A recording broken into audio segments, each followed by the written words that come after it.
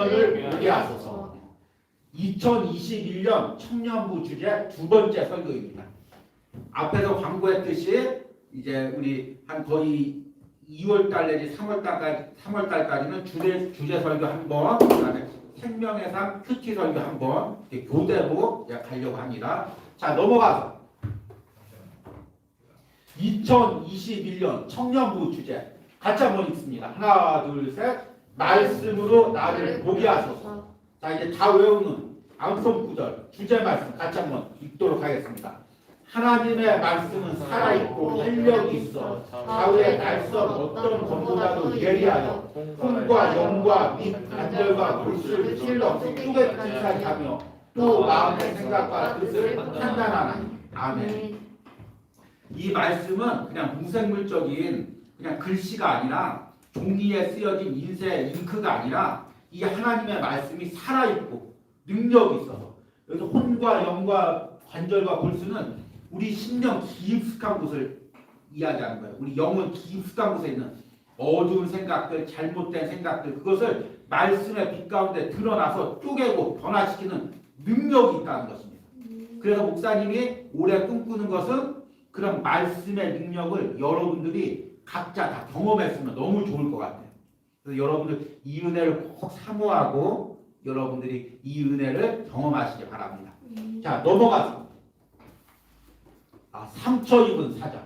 요즘 목사님이 우리 온유랑 함께 우리 온유가 요즘에 이 테레비를 이제 늦게 보여주기 시작했더니 거기 너무 이제 빠져가지고 만화에 아주 그 요즘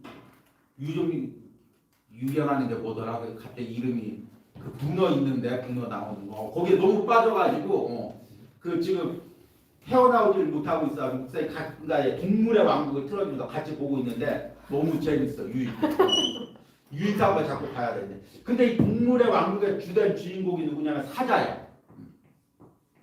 근데 목사님도 온유랑 보면서 알았는데 이 숫사자는 거의 하는 일이 없어.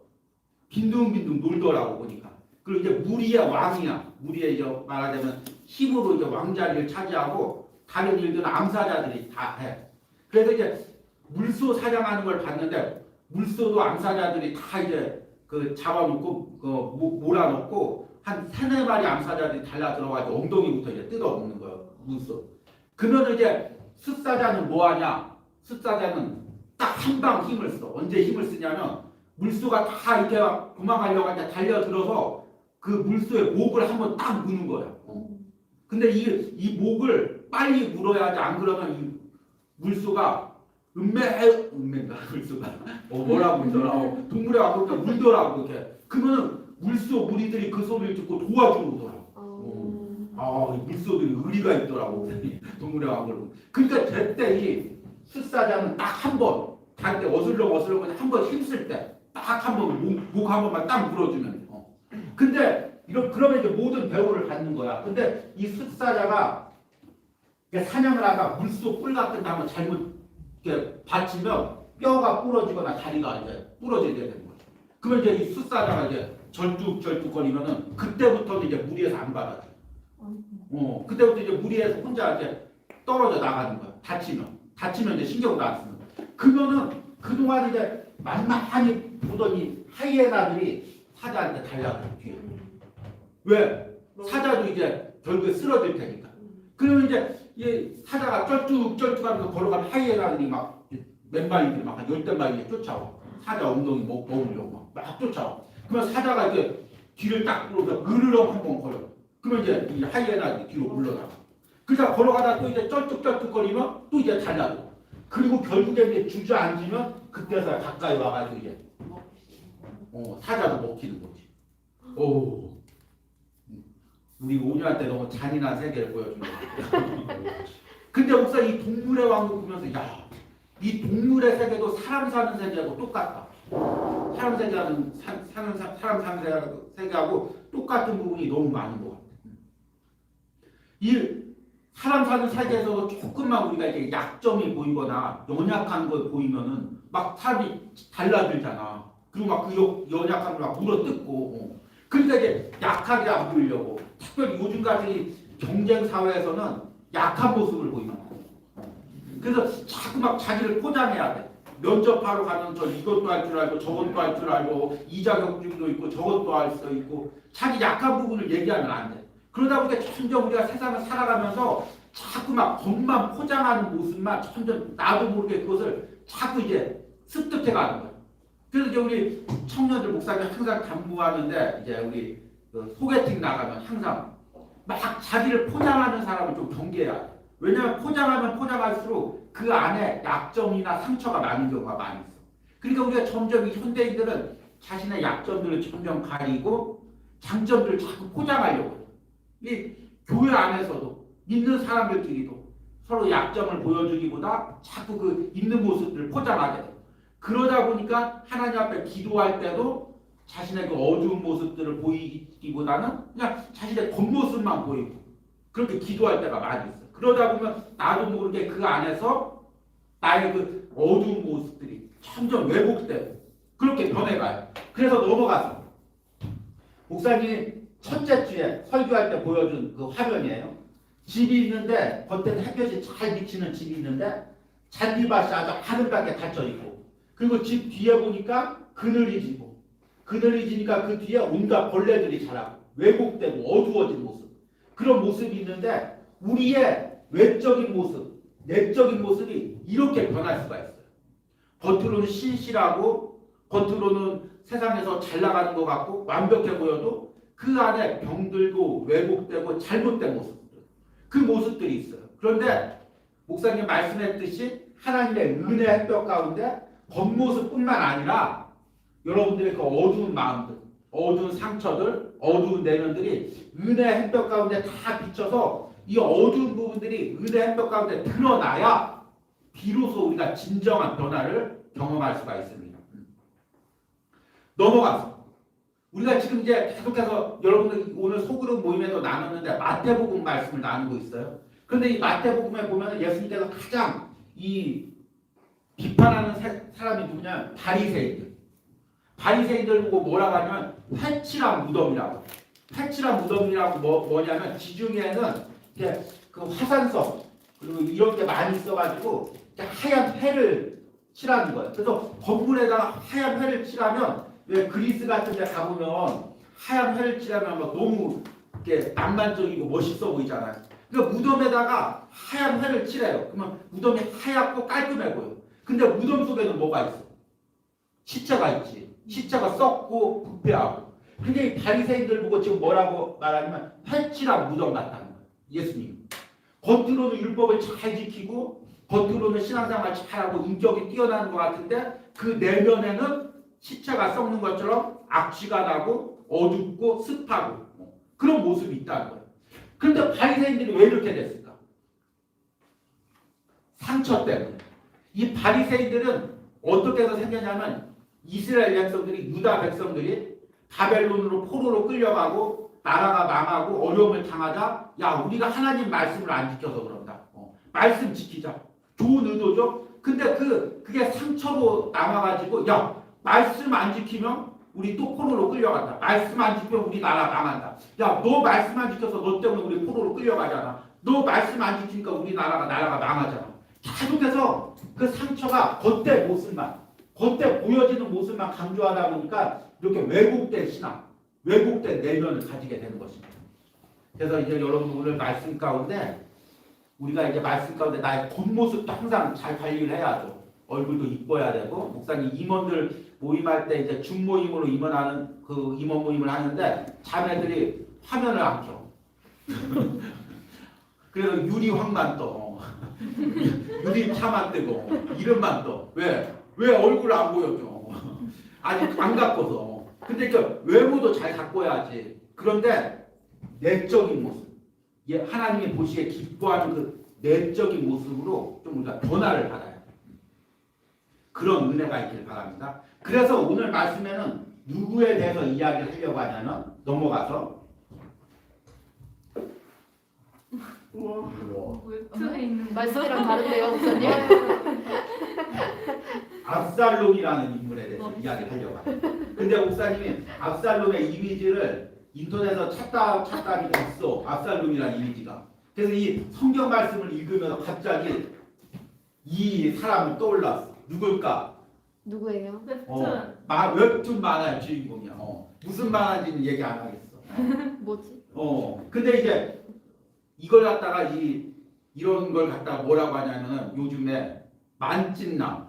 요즘이요? 하는 얘기야. 만찢남. 만화를 찍고 나온 것 같은 주인공. 그런 사람들. 그럼 많이 있잖아. 많이들 보잖아. 여러분들도. 근데 요즘에는 이런 사진을 갖고 가서 미용실 갖고 가서 이런 머리로 해주세요. 그런데. 근데 목사님 왜 이 사진을 갖고 가냐? 압살롬의 외모가 아마 이와 같았을 것 같아요. 와우. 오늘 읽은 말씀을 봐요. 25절에 온 이스라엘 가운데 압살롬 같이 아름다움을 크게 칭찬받는 자가 없었습니다.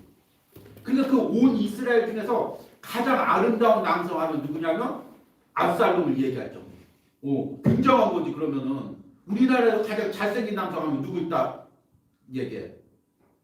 몰라? 근데 이제 압살롬이 그렇게 잘생겼고 특히 이제 그 압살롬의 외모의 꽃이라고 하면 머리카락. 그는 발바닥부터 정수리까지 흠이 없습니다. 그의 머리털이 무거움으로 연말마다 깎았으며 그 머리털을 깎을 때 그것을 달아본즉 그의 머리털이 왕의 저울로 200세겔이었다. 머리털이 아주 아름답고 그리고 이제 외모가 출중하고 그리고 이 압살롬이 성경에 보니까 다윗의 몇째 아들이냐면 셋째 아들. 근데 이제 첫째 아들이 암논이고 둘째 아들이 길르압이거든. 근데 성경학자들이 길르압이 일찍 죽었을 걸로 봐요. 그 다음에 이제 압살롬이에요. 세 번째가. 그러니까 압살롬이 왕이 그 서열, 왕이 계승 서열 두 번째. 암논만 없으면 바로 왕이 되는 최고의 그 위치에 있고. 그리고 나서 27절 보니까 압살롬이 아들 셋과 딸 하나를 낳았는데 딸의 이름은 다말이라. 그는 얼굴이 아름다운 여자더라. 그러니까 아빠가 미남이니까 딸도 그냥 그 이스라엘에서 이름난 미인이 될 정도로 뛰어난 사람이었어. 그리고 이제 우리가 이 성경을 읽다 보면 이 압살롬이 굉장히 이성적이고 굉장히 치밀한 사람으로 나와요. 압살롬이 이제 나중에 이 다윗에게 반란을 일으키는데 반란을 일으킬 수 있는 이유가 뭐냐면 다윗이 재판을 해야 되는데 왕이니까 업무가 많잖아. 근데 재판을 할 수가 없어요. 그러니까 압살롬이 대신 재판을 해주는데 얼마나 이렇게 치밀하게 논리정연하게 해줬는지 백성들이 압살롬의 재판을 받고 나서 압살롬한테 마음이 다 기울어졌어. 그러니까 아주 이제 냉철하고 아주 합리적인 그런 인물이에요. 그러니까 이게 외적으로 봤을 때는 압살롬이 부족한 게 있어 없어? 없어요. 없지. 전국에서 가장 잘생겼고 그치? 그 다음에 왕위 계승서열 2위고 그리고 지적으로도 뛰어나고 가정적으로도 완벽하고 부족할 게 없잖아. 그치? 그러니까 그냥 너무 다 갖추었는데 이 압살롬이 내면은 겉모습은 이렇게 멋지고 지는 그 좋은데 내면은 아주 뒤틀려 있었어. 넘어갔어. 압살롬 안에 상처. 뭐야? 뭐지? 이 웹툰 주인공은 많이 봤죠. 이게 많이 누구지? 제목이 뭐더라? 여신강. 여신강님에 나오는 그 수공가 있어. 까칠한 남자. 까칠한 남자. 이름도 아시네. 좀 이렇게 까칠한 내면이 있었어. 까칠한 정도가 아니라 왜곡되고 뒤틀린 내면이 있었어. 그 이유는 뭐냐면 먼저 이제 출신 상황에서 그 다윗이 왕이 되면서 왕권을 강하기 위해서 이방 여인들을 갖다가 이방 나라의 공주들을 갖다가 이제 왕비로 삼았는데 그 중에 하나가 구스랑 달메의 딸 마아가. 그걸 이제 아내로 삼았어요. 그 여자를. 근데 압살롬이 바로 이 구스랑 달메의 딸 마아가의 아들이었어요. 그렇다 보니까 이 이스라엘 같은 경우는 이방 나라에 대한 되게 차별이 심한데 아마 그로 인해서 이 압살롬이 굉장히 이제 차별을 받았을 거고 또 특별히 이제 암논과 잘못 나왔는데 암논이에요. 형 암논과의 관계에서 굉장히 경쟁 관계가 되었을 것으로 추정해요. 왜냐하면 이제 왕위를 놓고 싸워야 되기 때문에. 그리고 결정적인 게 뭐냐면 이제 성경에 보면은 압살롬에게 누이 동생이 있었어요. 그 누이 동생이 다말인데 이 다말 역시 이제 굉장한 미인이었던 것 같아요. 왜냐면 아마 이 압살롬의 피가 그 어머니가 아마 미인이었던지 좀 다들 이렇게 가족이 미남 미녀들이 많았던 것 같아요. 그래서 이 암논이 이제 이복 여동생이죠. 이 다말을 갖다 완전히 사모했어요. 근데 이제 그 사모하는 게 그냥 순수하게 사모하는 게 아니라 좀 음탕하게 음욕적으로 사모를 해서 그래서 이제 어떻게든 이제 다말을 갖다가 손에 쥐려고 노력을 해도 이제 질 수가 없는 거예요. 그러니까 이제 술술을 부려가지고 자기가 병이 걸린 것처럼 했어요. 그래서 이제 아버지 다윗이 암논한테 이제 문병안을 오니까 너 왜 이렇게 몸이 아프냐 어떻게 하면 네가 낫겠냐 그랬더니 암논이 아버지 제 여동생인 다말이 저를 시중을 들면 제가 그 음식을 먹고 나을 수 있을 것 같습니다. 아버지한테 얘기를 한 거예요. 그러니까 아버지가 그러냐 아버지는 이제 전혀 그런 어떤 이 암논 안에 있는 음탕한 마음을 모르고 그래라 하고 이제 다말한테 명령해서 이 이복 오라버니가 지금 병에 걸렸으니까 음식 좀 갖다 줘라 그렇게 얘기를 했어요. 그러니까 이제 다말이 이제 그 이복 오빠가 혼자 있을 때 병실에 침실에 가서 음식을 갖다 주니까 순간적으로 돌변해서 이 다말을 갖다 겁탈한 거예요. 겁탈을 하고.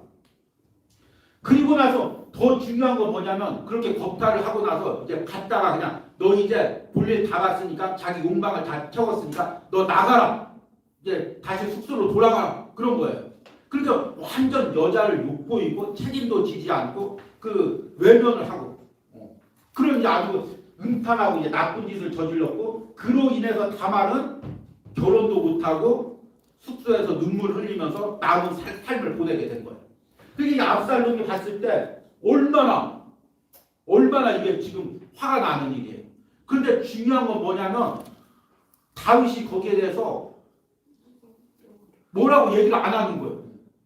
그러니까 야, 너 암논 어떻게 그렇게 나쁜 짓을 저지를 수가 있냐? 너는 추방이다. 뭐 그런다든지 아니면 너는 네 이복 여동생을 네가 건드렸으니까 겁달랬으니까 책임을 져라든지 아니면 뭐 물질로라도 배상을 해라든지 아버지가 어떻게 선악간의 판단을 해야 되는데 아마 다윗 입장에서도 이게 집안에 스치고 드러내고 얘기하기가 너무 어려운 얘기 드러내기가 싫은 거니까 아무 얘기도 안 한 거예요.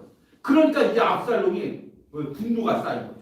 근데 성경 말씀해 보니까 목사님 한번 찾아서 읽어보겠습니다.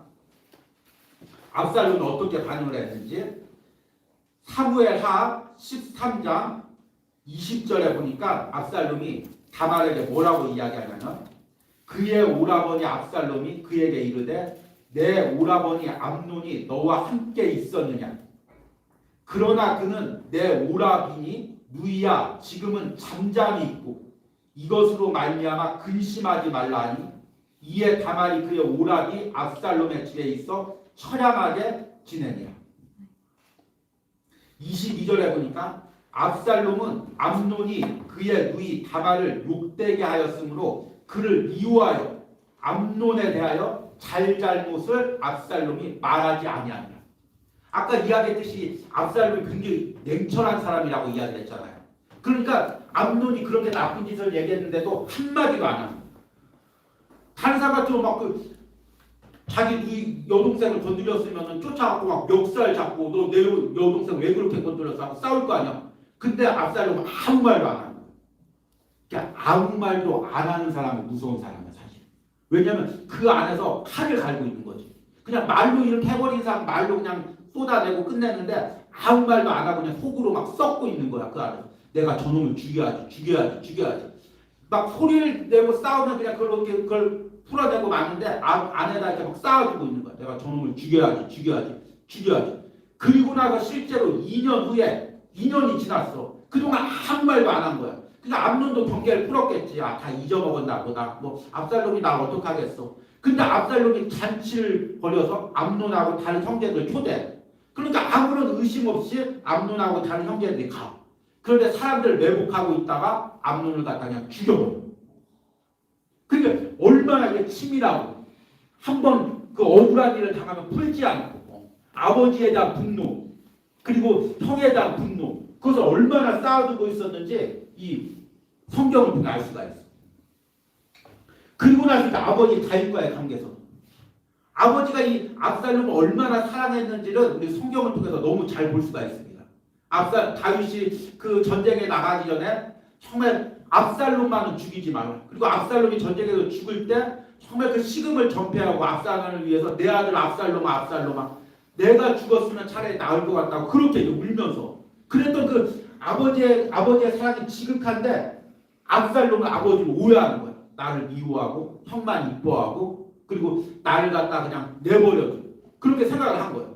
그래서 오늘 말씀해 보니까는 이제 형 암논을 죽이고 이 압살롬이 그수랑 외할아버지 집 발매 집에서 3년 동안 숨어 있었어요.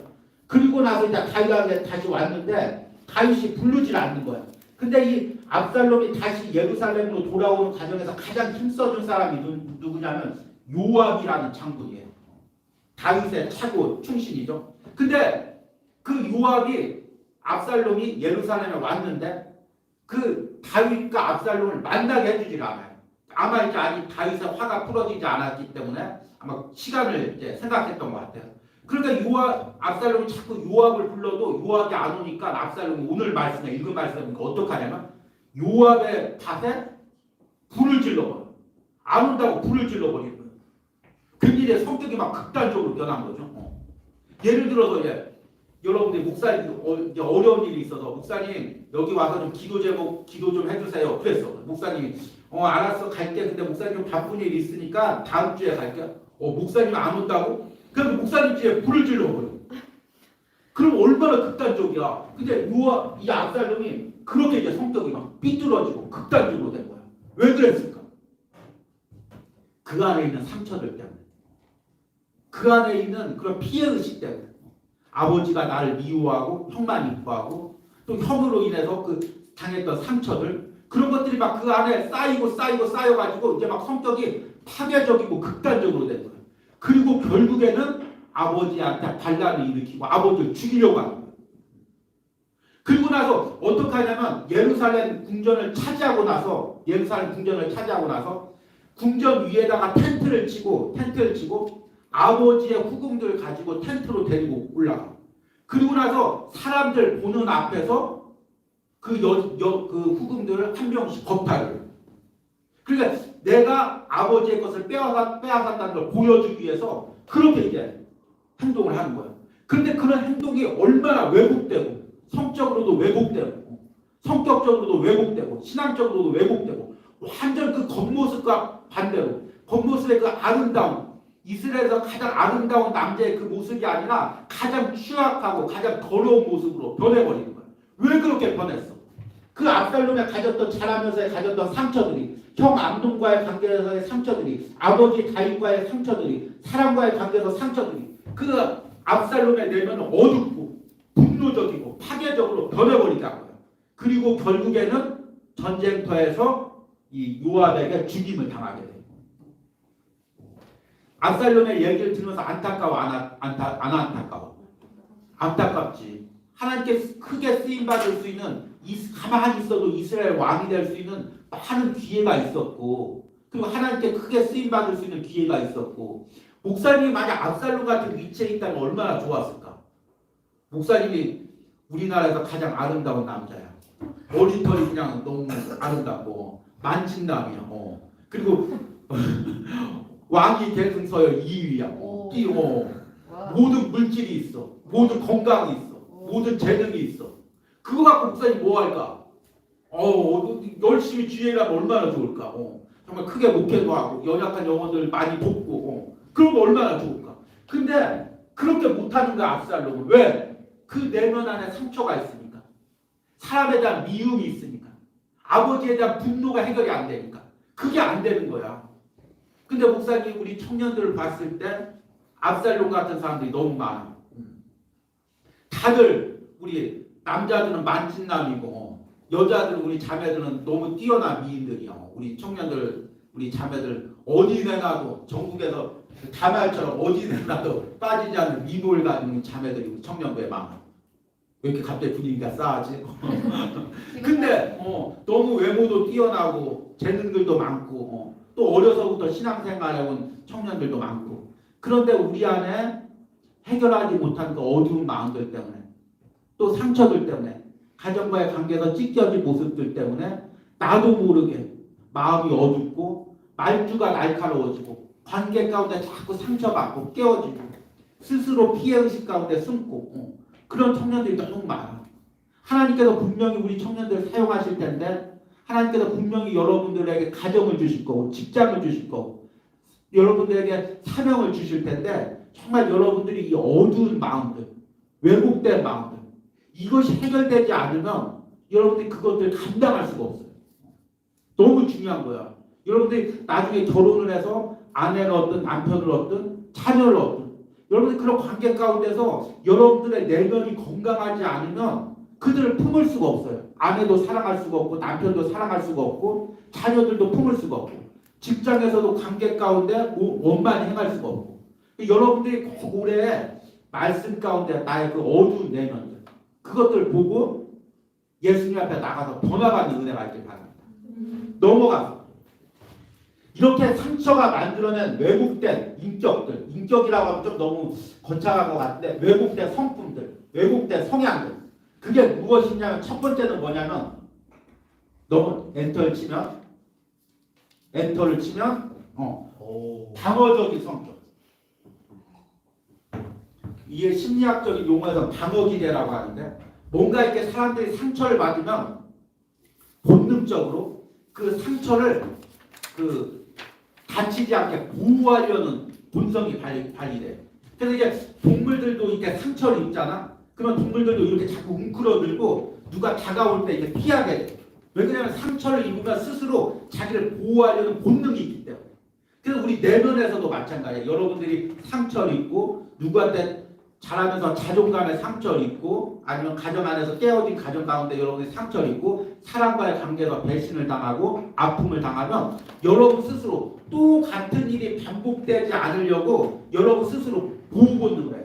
내가 다시는 사람 믿나 봐라. 내가 다시는 사람에게 마음 주나 봐라. 아, 저 사람 지금 겉으로는 또 따뜻하게도 분명히 뒤에서 또 나 공격할 거야. 그런 상처들로 인해서 자꾸 내 안에 그 피해의식이 자꾸 방어기질이 그래서 자꾸 사람과의 관계에서 거리를 두려고 해요. 그러니까 이게 두 가지 방법으로 나타나는데 첫 번째 방법은 자꾸 사람들 관계에서 상처를 입으면 소극적으로 자꾸 사람들의 관계를 피하고 서로 나누기도 싫어하고 대화하기도 싫어하고 기도 제목 나누기도 싫어하고 아 기도 제목 나눠봤자 저 사람 내 기도 안 해줄 거야. 그냥 내 약점 이야기하면 흉만 볼 거야. 그렇게 스스로 자꾸 방어를 하게 되면 반대로 공격적으로 돼요. 뭐라고 조금만 이야기하면 공격적으로 하고 아니 내가 또 당하지 않아야지. 그러면 강하게 보여야지. 누가 막 뭐라고 하면 막 화를 내고 그렇게 방어적인 모습으로 변하게 돼요. 그렇게 되면 이제 어떻게 되냐면 넘어가서 왜곡된 생각들 누가 그냥 간단하게 이야기해서 야 너 오늘 뭐 했어? 이렇게 물어봐도 그 오늘 뭐 했어라는 그 이야기가 오늘 뭐 했어 5자의 글자가 그냥 오늘 뭐 했어 말 그대로 오늘 뭐 했냐는 거잖아요. 그렇죠? 근데 그게 나의 뇌 가운데 들어오면 나의 하나의 그 뇌 가운데로 들어오면 그게 다른 말로 들려요. 그 안에서 이제 다르게 작동하는 거야. 그 컴퓨터에다가 프로그램에 되어 있는 컴퓨터에다가 어떤 명령어를 집어넣으면 그 프로그램의 방향대로 그 명령어를 인식하듯이 오늘 뭐 했어? 그러면 이게 내 안에 딱 들어오면 내가 만약에 상처를 입고 부모님이 야 너 하루 종일 놀기만 해? 컴퓨터에? 아 하루 종일 뭐해? 너는 뭐 무슨 자격이 있어? 밥 먹을 자격이 뭐가 있어? 그러니까 부모님한테 계속 핀잔을 들었어. 근데 지나가던 친구가 오늘 뭐 했어? 갑자기 막 발끈한 너까지 왜 그래? 너까지 왜 그래? 그럼 오늘 뭐 했어? 물어본 친구는 당황한 거야. 나는 그냥 오늘 뭐 했어? 물어봤는데 오늘 뭐 했어가 이 사람 뇌로 들어가면 얘도 지금 내가 뭐 하루 종일 논 걸로 생각해. 아무것도 난 쓸모없는 사람으로 생각해. 그 피해의식이 그대로 그냥 왜곡된 생각들로 반응을 하는 거야. 그러니까 그렇게 되면 뭐냐면 대화가 안 돼. 이게 이제 친구들끼리 그냥 아유, 쟤 또 예민하네 그렇게 넘어갈 수가 있는데 이게 이제 나중에 이제 결혼을 하게 됐잖아. 결혼해서 아내하고 남편하고 대화를 하게 돼. 그러면 남편이 오늘 뭐 했어? 얘기를 해. 그러면 아내가 그걸 받아들일 때 오늘 뭐 했어? 그냥 뭐 했어? 이렇게 하면 되는데 당신 왜 그래? 내가 놀았단 말이야? 그렇게 막 반응을 하게 되는 거예요. 그러면은 부부 사이에 대화가 안 돼. 막 한마디 갖고 서로 상처받고 나는 그런 의도로 안 했는데 다르게 받아들이고 그러면 결국 거기에서 깨어지고 상처 입고 자녀들 피해 입고 그런데 여러분들 안에 있는 왜곡된 생각들, 그 자꾸 저 사람들이 날 이상하게 생각해. 우리 공동체가 날 이상하게 생각해. 사람들이 날 이상하게 생각해. 그런 생각들. 그것들을 주님 앞에 드러내고 변화를 받아야 돼. 고침을 받아야 돼. 그 다음에 넘어가서 이렇게 방어적인 성격과 왜곡적인 생각들이 있으면 이제 뭐가 되냐면 비뚤어진이 아니라 삐뚤어진 표정과 말이 나오죠. 여러분들 표정 가운데서 이제 말하자면 그냥 비웃는 듯한 표정들. 에이 뭐 그런 말들. 그리고 그냥 누가 얘기하면 그냥 째려보는 듯한 표정들. 말투들. 다 그런 거지 뭐. 세상 다 그렇지 뭐. 안 돼. 뭐가 돼. 뭐 그런 말투. 그런 게 이렇게 되면 주변 사람들한테 그 표정과 말 하나로 상처를 받게 돼. 그리고 나서 마지막으로 이런 것들이 쌓이면 나중에 압살롬 같은 극단적인 분노가 발생해. 이게 쌓이다 보면 어느 순간 자기도 이걸 컨트롤이 안 되는 거예요. 그냥 한 번은 참자 그러는데 결국에 이런 것들이 쌓이면 결국에 이 어딘가에 폭발을 해야 돼. 이 모든 게 이제 어떤 물리적인 기계도 어떤 에너지가 쌓이면 결국 어디다 폭발해야 되듯이 우리 마음 가운데도 상처가 쌓이고 분노가 쌓이면 결국에는 어떤 방식으로든지 표출을 해야 돼. 그리고 그게 결국에는 극단적인 방향으로 표출하게 됩니다. 이건 뭐 어떤 일반적인 어떤 인간의 심리 상태이기도 하지만 또 인간의 연약한 모습이기도 해요. 이 목사님이 이렇게 좀 여러분 마음적인 이야기를 하면 어떤 청년들 중에서는 이걸 좀 받아들이기 좀 힘들어하는 청년들이 있어요. 아니 목사님 이거는 어떤 심리적인 거고 마음적인 거고 성격적인 거 아니지 않습니까? 그렇게 이제 얘기하는 청년들이 있어. 그런데 사실은 아담과 하와가 하나님 앞에 타락한 이후부터 우리는 사실은 이제 상처 입은 존재들이야. 아담과 하와가 하나님께서 에덴 동산을 주시고 그 안에서 하나님의 은혜 가운데 누리다가 결국에 하나님을 대적하기 위해서 선악과를 따먹은 다음부터 사실은 아담과 하와가 하나님 앞에 실패한 거야. 그치? 하나님 말씀대로 사는 곳에 실패한 거지. 그리고 나서 아담과 하와가 제일 먼저 한 게 뭐냐면 하나님의 낯을 피해서 숨은 거예요. 실패했기 때문에. 하나님 볼 명목이 없어서 숨었고 그것이 어두운 마음을 만들고 상처를 만든 거예요. 그래서 사실은 우리가 하나님 앞에 죄를 지었다는 것, 죄인이 되었다는 것은 또 한마디로 말하자면 영적으로 상처 입은 존재가 되었다는 거예요. 그런데 예수님께서 인간의 몸으로 이 땅에 오신 이유는 뭐냐면 그 하나님과의 단절된 관계, 그 단절된 관계를 예수님께서 십자가에서 죽으심으로써 다 해결하고 우리의 어두운 마음들을 하나님 앞에 드러내고 치유하고 변화시키고 회복시키기 위해서 이 땅에 오신 거예요.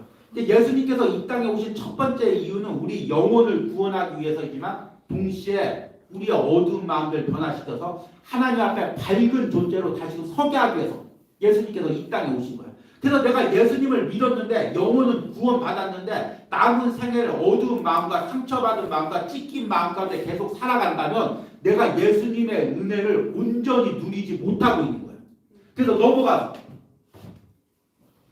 이 말씀이 이사야에서 너무 잘 나오는데 너무 기니까 목사님이 3절 말씀만 읽어볼게요.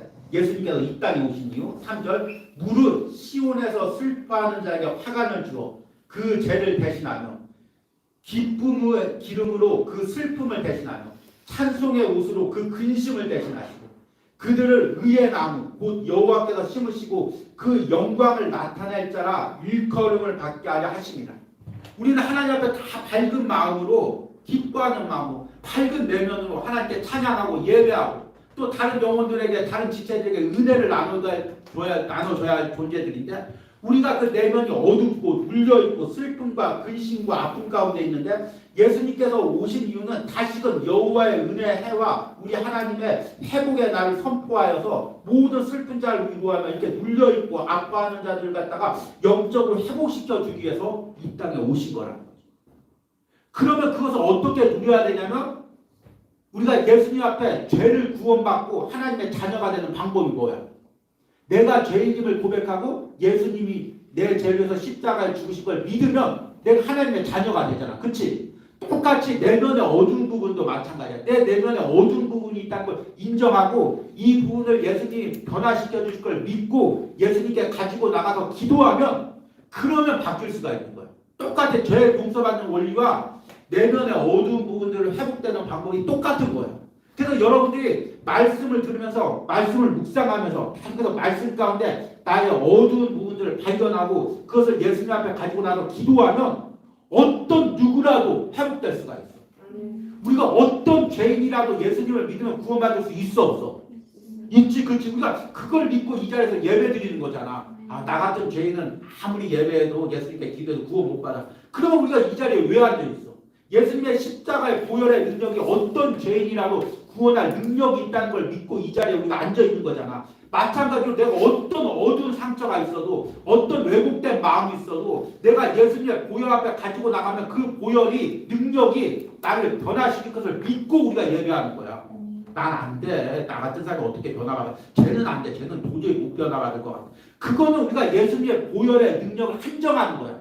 아, 예수님의 보혈의 능력이 인격이 좋고 성품이 좋고 가문이 좋은 사람들만 변화시키지 이렇게 상처가 많고 또 잘하면서 어두움이 있는 사람은 못 변화시켜. 아무리 해도 예수님의 보혈이 저 사람은 못 변화시켜. 그것은 예수님의 십자가의 능력을 우리가 인간의 생각으로 제한하는 거예요. 나한테도 마찬가지야. 예수님의 십자가의 능력이 보혈의 능력이 나의 어떤 어두운 마음도 왜곡된 성품도 변화시킬 수가 있어. 그런데 하나님은 인격적인 하나님이시기 때문에 그냥 로버트처럼 자 오늘 누가 변화받을래? 자 1번 가자. 유림이 유림이 변화받을지어다. 유림이가 갑자기 100%데 변화돼. 그게 아니야. 하나님 그렇게 비인격적으로 역사하시지 않으셔. 성령을 통해서 우리에게 감동을 주시고 하나님이 주시는 그 은혜가 있고 거기에 우리가 순종하면서 따라갈 때 성령과의 교제 가운데 조금씩 우리가 변화되는 거예요. 그러니까 여러분들 스스로 가운데 여러분들 안에 의지와 결단이 있어야 돼. 많은 청년들이 그래. 아 목사님 많이 예배 드렸는데 신앙생활 했는데 왜 저는 변화 안 되죠? 왜 저 청년은 변화 안 되죠? 사람은 변화되지 않는 거 아닐까요? 그렇게 이야기하는 사람들이 많이 있어. 그런데 정말 자신이 열정을 가지고 예배에 목숨을 걸고 기도에 목숨을 걸고 자기가 변화되기 위해서 몸부림치고 그러는데도 변화 안 됐다면 목사님한테 따져도 돼. 목사님 저 그렇게 1년 동안 한 번도 빠짐없이 예배 드렸습니다. 제 변화를 위해서 제가 1년 동안 쉬지 않고 기도했습니다. 근데 저 변화된 게 하나도 없습니다. 목사님 어떡할 겁니까? 책임지세요. 그럼 정말 목사님이 책임질게. 어떻게 책임지지? 근데 그런 거 정말 여러분이 정말 예배 드리고 몸부림치면 안 변화될 영혼이 없어. 목사님이 이거를 그냥 목사님의 자신으로 자부심 있게 얘기하는 게 아니라 말씀에 근거해서 예수님의 십자가의 능력이 보혈의 능력이 성령의 능력이 변화 못 시킬 사람이 없기 때문에 그러니까 여러분이 그걸 믿고 하나님께 내 자신을 맡기고 목사님한테 맡기는 게 아니라 사람한테 맡기는 게 아니라 야 우리 리더가 날 잘 상담해서 날 변화시켜 줄 것 같아. 목사님이 날 잘 상담해서 변화시켜 줄 것 같아. 사람은 사람을 못 변화시켜. 목사님 여기서 아무리 침을 튀기면서 설교를 해도 코로나 시대에 침 튀기면 안 되는데 설교를 해도 목사님은 여러분들 못 변화시켜. 여러분을 변화시킬 능력이 1도 없어. 목사님 고백하는 거예요. 여러분 리더들도 마찬가지야. 여기 어떤 리더들도 누구를 변화시킬 능력이 없어. 오직 하나님만이 성령님만이 본인이 그것을 가지고 하나님 앞에 나가서 몸부림치고 기도할 때만이 변화될 수가 있는 거예요. 여러분들이 그런 은혜를 맛보시는 우리 올 한 해가 되길 바랍니다. 넘어가서 기도문. 오늘 말씀의 압살롬처럼 나도 모르게 내 안에서 점점 쌓이고 있는 상처들과 어두운 마음들은 무엇이 있습니까? 그리고 그것들이 나의 생각과 말, 행동을 어떻게 변화시키고 있습니까? 내가 진정으로 이것들을 변화받고자 하는 간절한 마음을 주시고 성령의 인도에 따라 내가 날마다 변화를 경험하는 은혜를 달라는 기도문을 적어보시기 바랍니다. 우리 잠깐 기도문 적는 시간을 가지도록 하겠습니다. 혹시나 여기서 이제 영상을 통해서 말씀을 듣고 있는 청년들이 있다면 같이 한번 여러분 글이나 또 기도를 통해서 이 말씀을 내 삶에 내 내면에 적용시켜보는 은혜가 있기를 바랍니다. 앞에서 저희 마이크 좀 가지고 찬양 좀 같이 불러주시기 바랍니다. 우리 마음이 상한 자를 함께 찬양합니다.